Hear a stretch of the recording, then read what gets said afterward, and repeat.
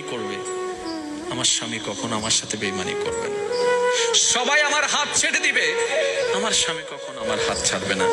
এখানে যারা বিবাহিতরা আছেন, আমি ছোট্ট মানুষ হিসেবে শ্রদ্ধার সাথে একটা কথা বলি। এক ঘরের নিচে থাকলে, একই ছাদের নিচে থাকলে অনেক কিছুই হবে। মন মালিন্য, পক্ষে বিপক্ষে, পছন্দ অপছন্দ অনেক কিছুই হবে। এগুলাকে ফোকাস দিয়েন না, ডিভোর্সে যায়েন না। কারণ ডিভোর্স করে যেখানে যাবেন সেখানে যে মহাসুখ পাবেন এরকম কোনো গ্যারান্টি নাই। যেখানে আছেন থাকুন, আল্লাহর রহমতের আশা করুন।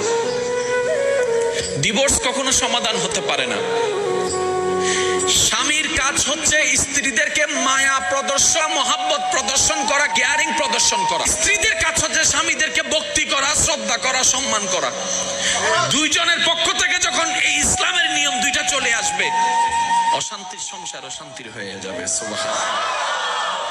স্বামীর কাজ হচ্ছে কখনো কারো সামনে তার স্ত্রীকে ছোট না করা, আর স্ত্রীর কাজ হচ্ছে কখনো কারো সামনে নিজের স্বামীকে ছোট হতে না দেওয়া।